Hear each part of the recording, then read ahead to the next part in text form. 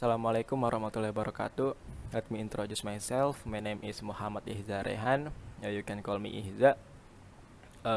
In this video, I would like to present or to tell about phonetics and phoneme. Let's go. Phonetics is a branch of linguistics that focus on the production, classification of the world's speech sounds.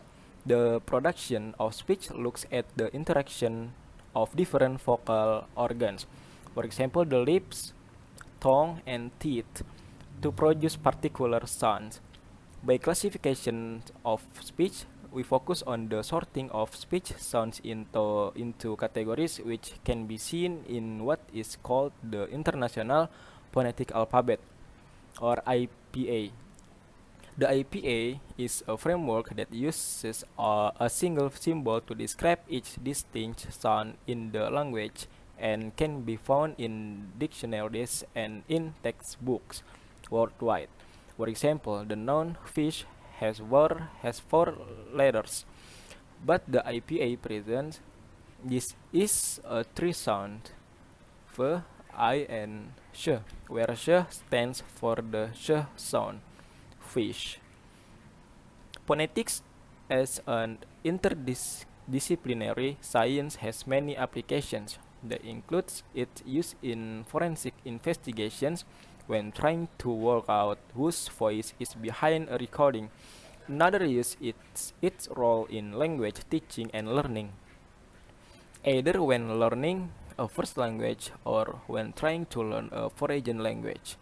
This section will look at some of the branches of phonetics as well as the transcription of speech and some history behind phonetics. And then phonetics looks at the physical production of sounds, focusing on which vocal organs are interacting with each other and how close these vocal organs are in relation to one another. Phonetics also looks at the concept of voicing, occurring at the pair of muscles found in your voice box, also known as the Adam's apple.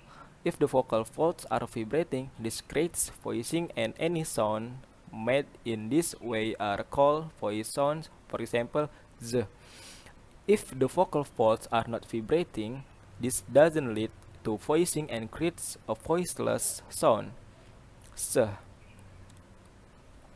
You can observe this yourself by placing two fingers upon your voice box and saying z and s repeatedly. You should feel vibrations against your finger when saying z, but no vibration when saying s. Phonology, however, is associated more with the abstract properties of sounds, as it is about how these categories are stored in the mind.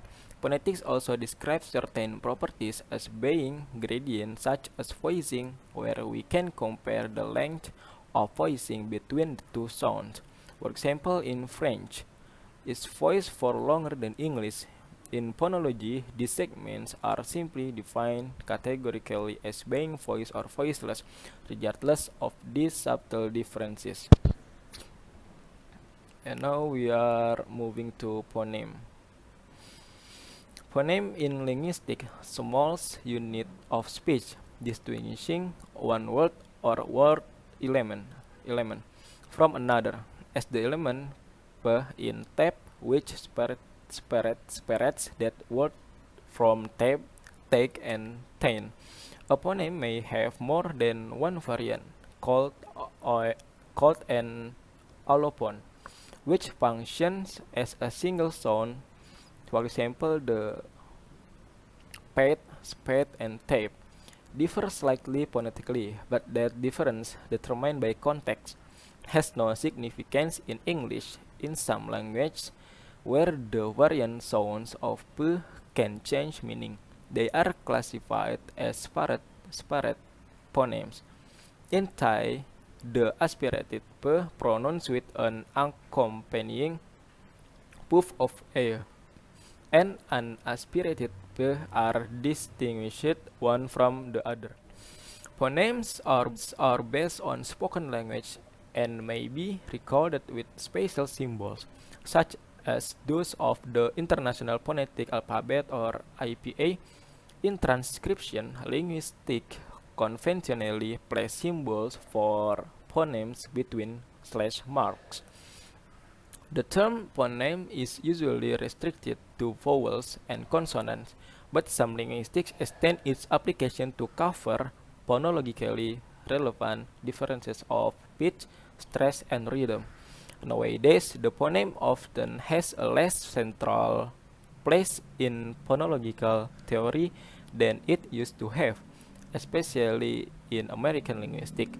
Many linguists regard to phoneme as a set of simultaneous distinctive features rather than as an unanalyzable unit. Okay, that's all from me. Thank you for watching. Assalamualaikum warahmatullahi wabarakatuh.